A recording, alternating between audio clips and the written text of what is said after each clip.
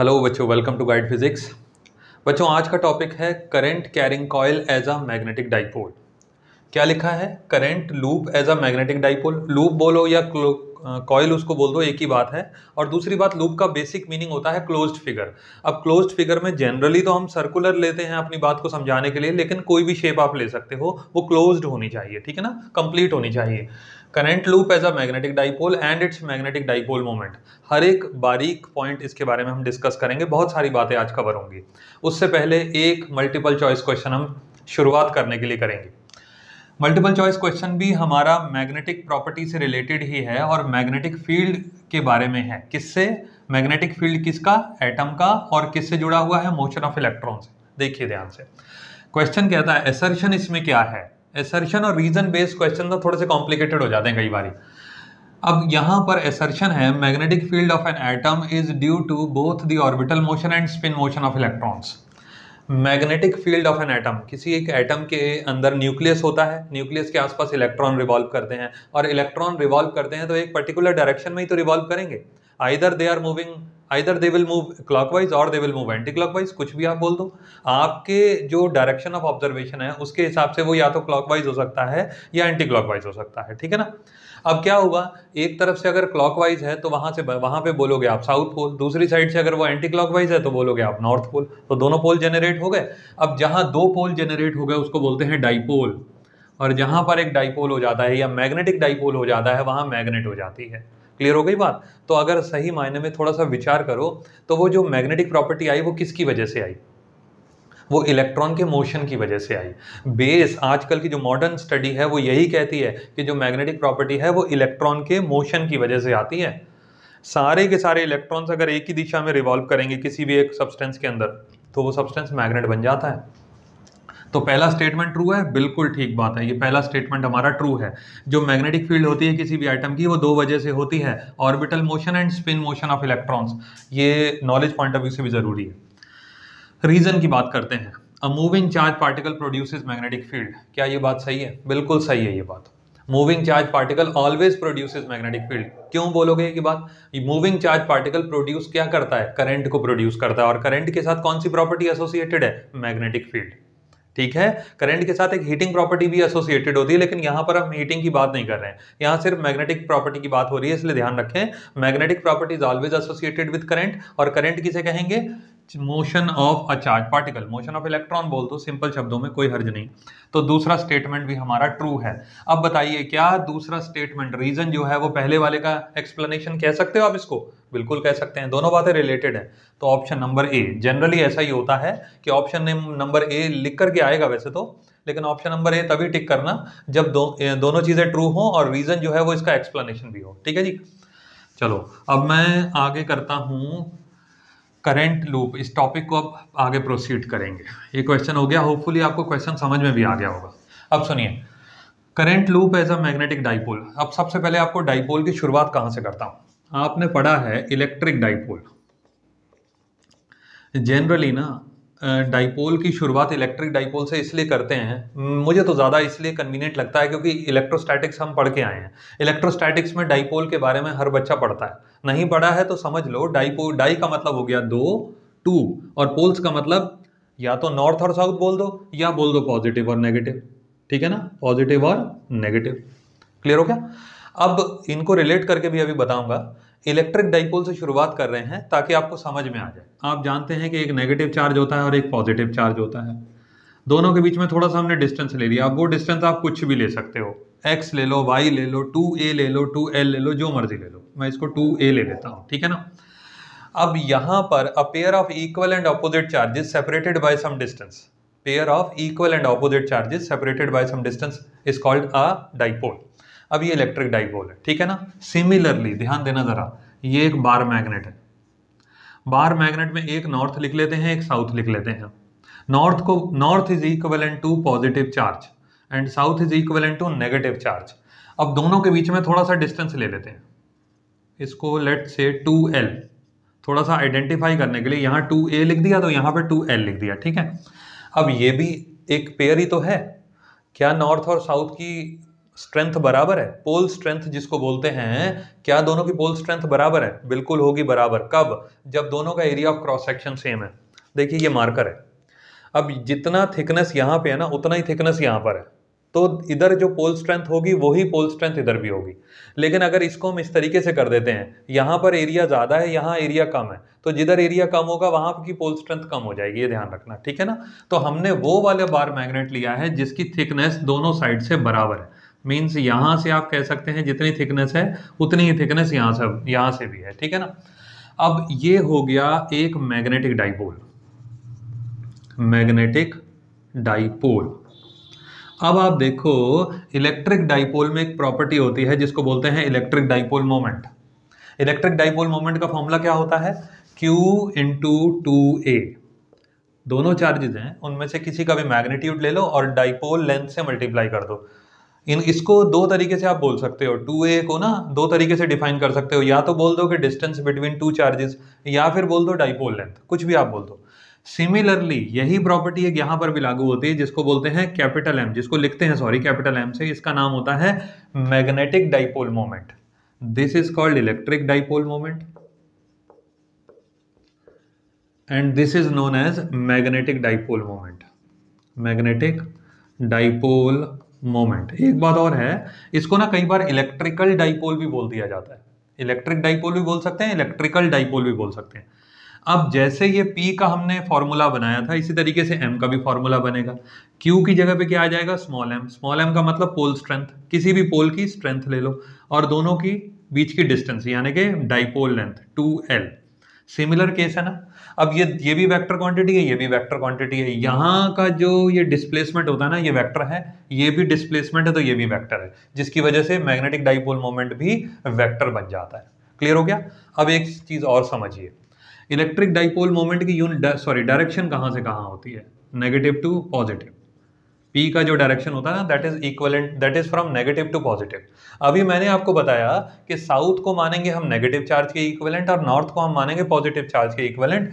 तो जो इसका डाइपोल मोमेंट है, ये देखिए M का जो डायरेक्शन है वो कहां से होना चाहिए? South to north. M का जो डायरेक्शन है, कैपिटल M लिखिएगा, क्योंकि स्मॉल m से लिखने पर ना पोल स्ट्रेंथ मान लिया जाता है वो, ठीक है। यहां पर हमने कैपिटल M लगाना है, कैपिटल M का डायरेक्शन हो गया फ्रॉम साउथ टू नॉर्थ, ठीक है। ये बात समझ आ गई। अब एक चीज और बताता हूं, इलेक्ट्रिक फील्ड लाइन कहां से कहां ट्रेवल करती हैं?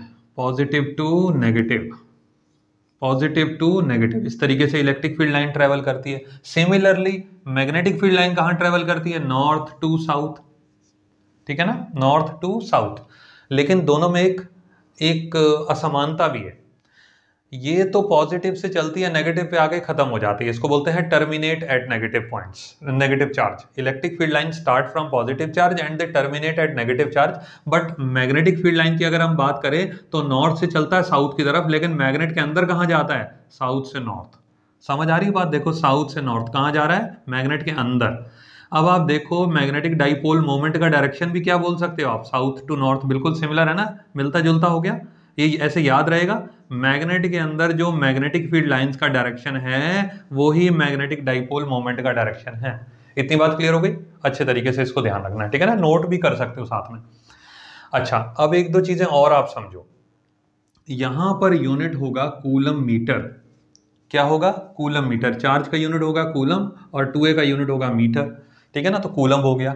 यहां पर आप क्या लिखेंगे? सुनिए, इसका यूनिट होता है एम्पियर मीटर स्क्वायर, और ये कैसे आता है अभी थोड़ी देर में बताता हूं, ठीक है ना। इसको आप इस तरीके से समझ नहीं पाओगे, थोड़ा सा ये अजीब सा केस लगता है। It is something a strange quantity, you can say strange unit. ये तो बड़ा अजीब सी बात हो जाती है कि यहाँ एम्पियर कहां से आ गया, वो भी थोड़ी देर में बताऊंगा, ठीक है। अभी हटा दें इसको, होपफुली समझ आ रहा होगा सारी बात। अब जरा तीसरे बात पे ध्यान देना, इसी से आपको एम्पियर मीटर स्क्वायर की बात पता चलेगी।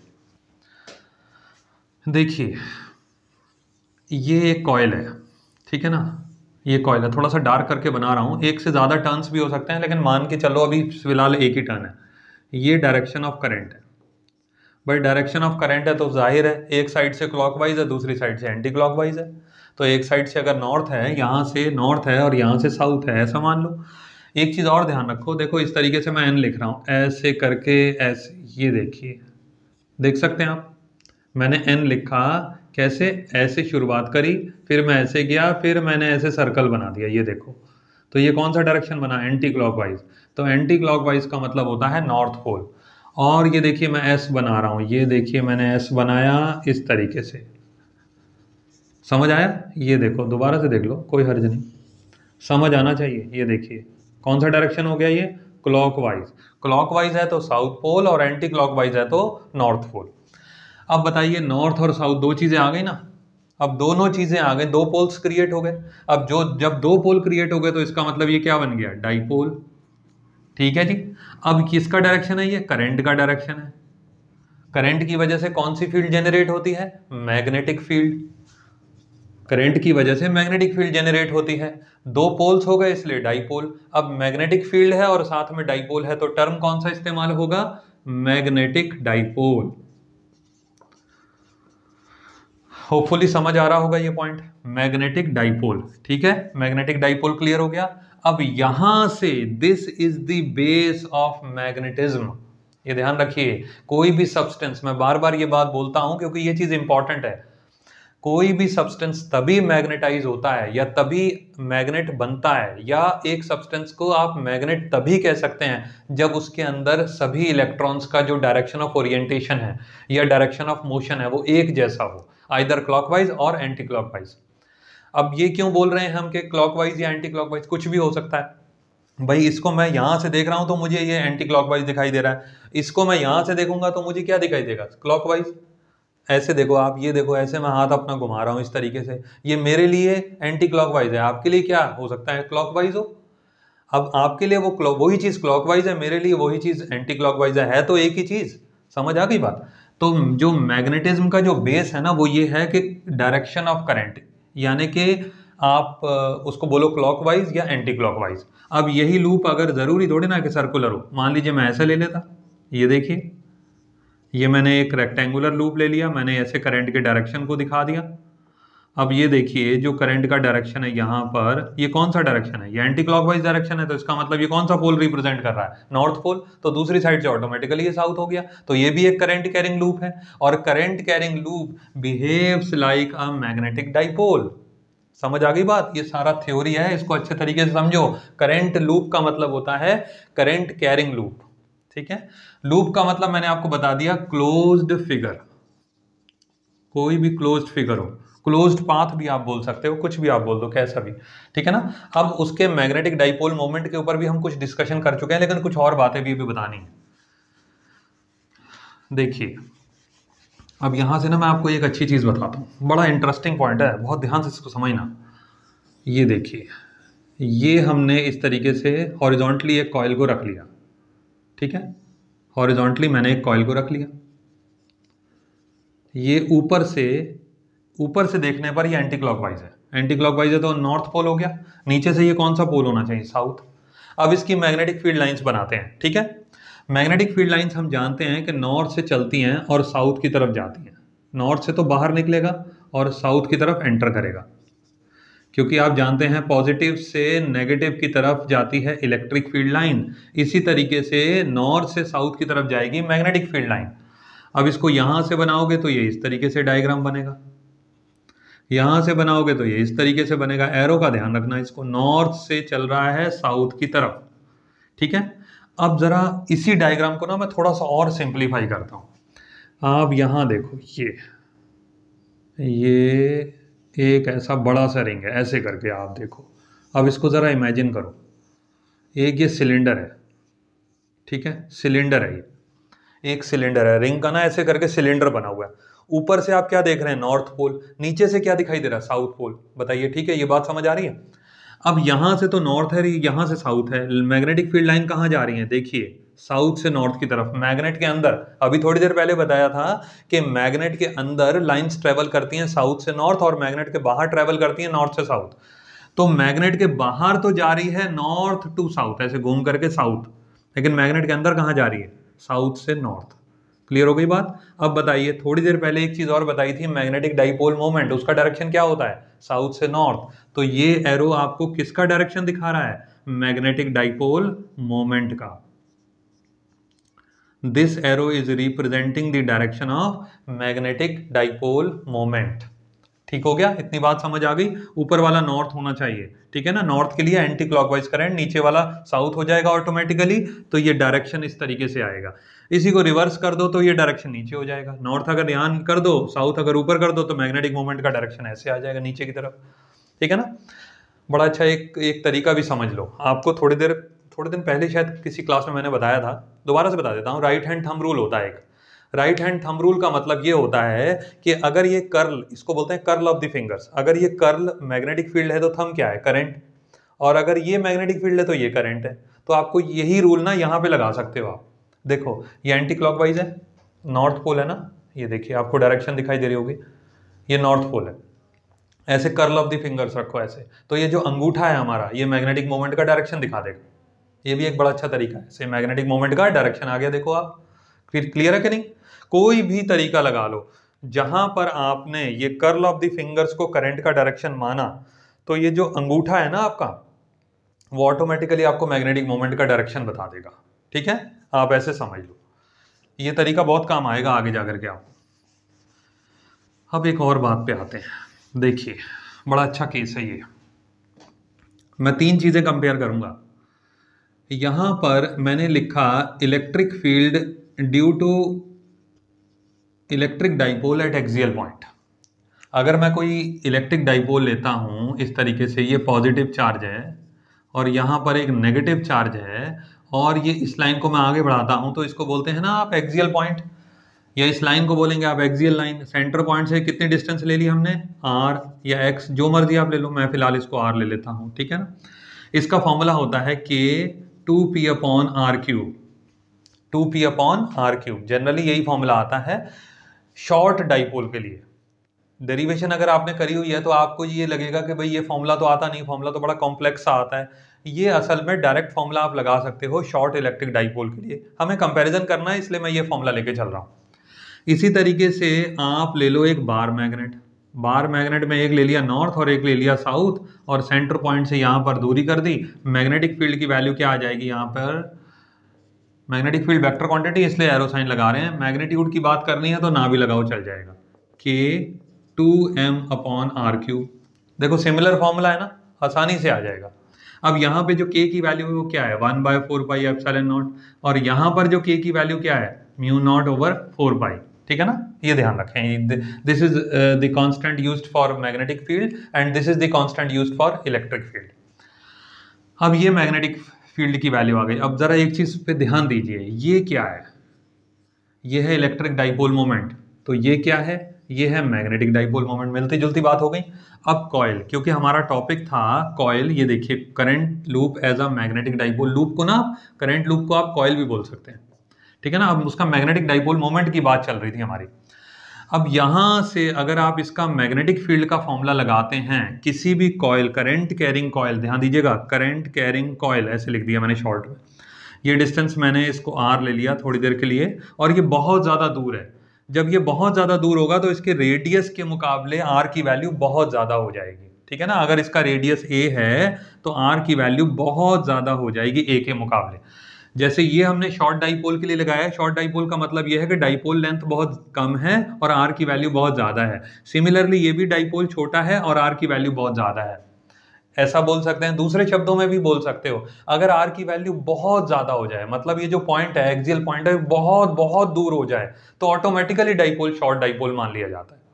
ऑटोमेटिकली डाइपोल को आप शॉर्ट डाइपोल बोल सकते हैं, डायरेक्ट फॉर्मूला उसमें ये लग जाता है, ठीक है ना। इस केस में फॉर्मूला बनता है हमारा mu naught I a square over 2a² plus r² to the power 3/2। ये ध्यान दीजिएगा, अभी मैंने इसको r को थोड़ी देर के लिए हटा देता हूं, ठीक है। b is equal to mu naught I a² 2a² plus r² to the power 3/2। Current carrying coil का मैग्नेटिक फील्ड है इस p पॉइंट के ऊपर, तो वो ये है, ठीक है। अब समझते जाना, यहीं से बस हमारा ये इंपॉर्टेंट कंसेप्ट जुड़ा हुआ है इससे, और यूनिट भी यहीं से समझ में आएगी। अब देखिए, अब मैंने बोला कि आर की वैल्यू तो बहुत ज्यादा है भाई ए से, तो क्या करोगे आप, किसको इग्नोर करोगे, ए को इग्नोर कर दोगे, तो बी की वैल्यू हमारी क्या बन जाएगी, mu naught I a square divided bye 2 ए, जिस यहाँ पे इग्नोर करना है, यहाँ इग्नोर नहीं करना। जिस चीज को इग्नोर करना है वो प्लस माइनस साइन के साथ होनी चाहिए। अगर यहाँ मल्टीप्लाई हो रहा है तो सब कुछ जीरो हो जाएगा, इसलिए ऊपर इग्नोर नहीं करना, नीचे करना है। r टू द पावर 2 और ये हो गया 3/2, 2 से 2 कैंसिल, तो mu naught sorry b is equal to mu naught. अब सुनिए, नीचे 2 को बना दो 4, जब नीचे 2 को 4 बनाओगे तो यहाँ 2 लिखोगे। अब यहाँ पे मैंने पाई भी लिख दिया तो मुझे यहाँ पे भी पाई लगाना पड़ेगा, I a square divided by r cube. ठीक है जी। अब सुनिए, यहां पर म्यू नॉट अपॉन 4 पाई क्या हो गया, कांस्टेंट। देखो आप कांस्टेंट हो गया तो b की वैल्यू आ गई k, i हमने ऐसी छोड़ दिया 2 पाई a स्क्वायर, 2 ऐसे लिख दिया हमने, i लिख दिया और पाई a स्क्वायर। बताइए क्या होता है, पाई a स्क्वायर क्या बना, एरिया ऑफ द कॉइल, ये बन गया r cube. Finally k 2 i into a divided by r cube. ये मैग्नेटिक फील्ड किसकी आई, कॉइल की। कॉइल का ही तो टॉपिक था हमारा। कंपेयर किससे कर रहे हैं, एक इलेक्ट्रिक डाइपोल से, दूसरी बात कंपेयर किससे कर रहे हैं, मैग्नेटिक डाइपोल से। अब जरा समझो आप बात को, ये देखो क्या लिखा है k, अब कंपैरिजन कर रहा हूं मैं, ये देखिए k, ये क्या लिखा है 2, या ये देखिए 2, ये क्या लिखा है r क्यूब, ये लिखा r क्यूब, बाकी टर्म क्या कहला रही है m। तो बताइए m का क्या फॉर्मूला आया करंट कैरिंग लूप के लिए, m इज इक्वल टू आई ए। थोड़ी देर पहले मैंने बताया था कि जो मैग्नेटिज्म का बेस है वो करंट कैरिंग कॉइल है, वो एक बार मैग्नेट उसका बेस नहीं है, या कोई पत्थर हमें मिल गया नेचुरली उसके अंदर मैग्नेटिक प्रॉपर्टी हमने बोल दिया वो मैग्नेट है, ये चीज बेस नहीं है। उसके अंदर जो इलेक्ट्रॉन का जो डायरेक्शन होता है, डायरेक्शन ऑफ मोशन होता है, वो एक जैसा होना चाहिए, then the material becomes a magnet. और करंट कैरिंग कॉइल बेस है, इसलिए करंट कैरिंग कॉइल के साथ जो फॉर्मूला आ रहा है that is the actual formula for magnetic dipole moment, और यहीं से यूनिट अराइज होती है एम्पियर मीटर स्क्वायर। करंट का यूनिट एम्पियर, एरिया का यूनिट मीटर स्क्वायर। अब मैंने आपको करंट मैग्नेटिक मोमेंट की यूनिट कैसे आई वो भी बताया, मैग्नेटिक मोमेंट का फॉर्मूला करंट कैरिंग कॉइल के लिए मैग्नेटिक मोमेंट का फॉर्मूला IA कैसे होता है मैंने ये भी बताया, मैंने कंपैरिजन भी आपको करके दिखाया, मैंने इसका बेस भी बताया, डायरेक्शन ऑफ मैग्नेटिक मोमेंट भी बताया। बहुत सारे टॉपिक्स मैंने कवर किए। नेक्स्ट क्लास में मैं दूसरा टॉपिक कवर करूंगा, अच्छे तरीके से इसको ध्यान। Thank you.